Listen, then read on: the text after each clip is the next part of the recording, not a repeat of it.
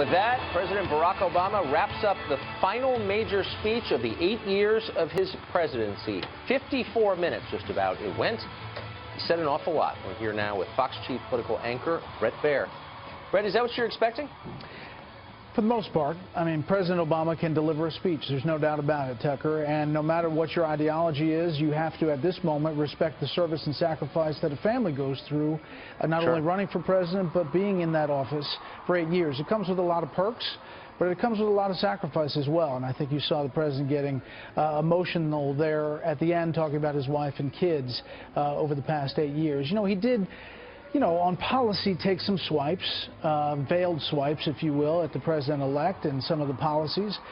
He defended his record, and he talked about optimism looking forward, that Americans can come together, that he has found faith in different events throughout his presidency. It is roughly what the White House forecast. He does deliver a speech well. It's the question of whether you can back up all that he said with the facts of the last 8 years. Well, what was interesting to me was, and you've covered him closely all these 8 years, what he said tonight is pretty much an approximation of what he might have said in 2009 or 2010 or any of the intervening years. There wasn't really a sense that a lot has changed during that time, whereas I think outside of the White House there's a sense that everything is different, and everybody is reassessing their previous beliefs. Did you get that feeling from his speech tonight, that he has reassessed? I think he has reassessed in a sense, saying that there are people who were hurting, there were people who were left behind, acknowledging that they didn't go far enough to get things done. And that was something he didn't really talk about on the campaign trail, as he said that his legacy was on the line in this past election.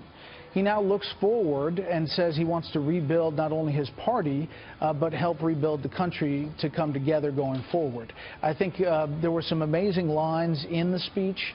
Obviously, it was touching for Democrats who had to listen to it and saying goodbye to this president. But I think there are many people looking at this record and saying the reason Donald Trump was elected was because he didn't hit all the marks in policy. Well, that's right. And you noted that before the speech began, that it would be difficult to have a pure defense of the legacy. I mean, if the three promises of the Obama years were fix the economy, improve race relations, and bring about universal health care, then you could raise serious questions about whether he achieved any of those. But the speech didn't really go to that from my perspective. It was really at 35,000 feet. It was a soaring speech, and he used the word organizer at least 3 times, maybe more in that.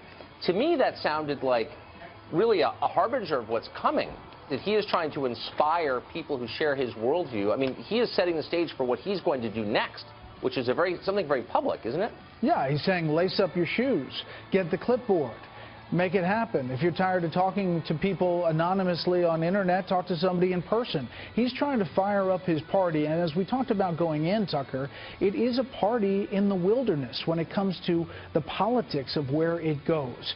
But the images here of him with his family in Chicago, as I mentioned, just a few miles away from Grant Park, where he accepted the victory in 2008, for Democrats, I think, is probably a double-edged sword. There is some sense that there's real sadness, but there's also, where does the party go from here?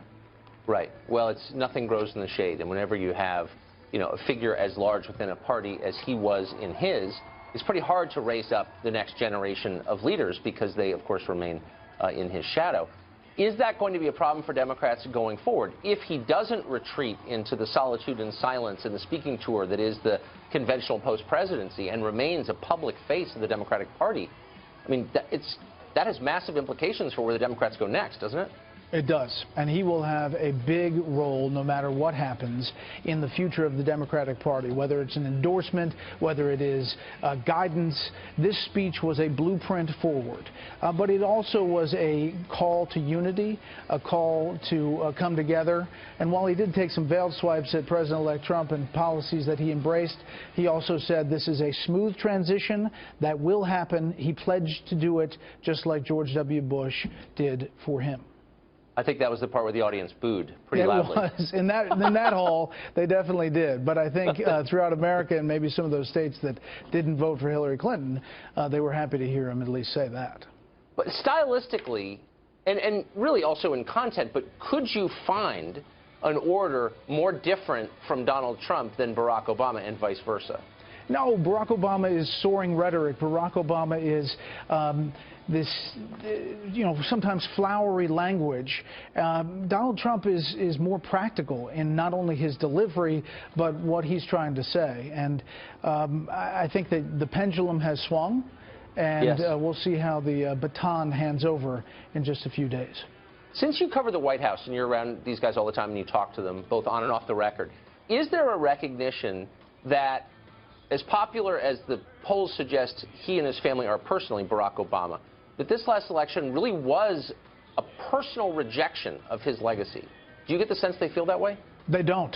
They feel very defensive about President Obama. They say he leaves with high approval ratings, and I don't think that how they explain the loss is what they talk about. Interesting. Always worth learning something, I think. Bret Baier, thanks a lot. Appreciate it.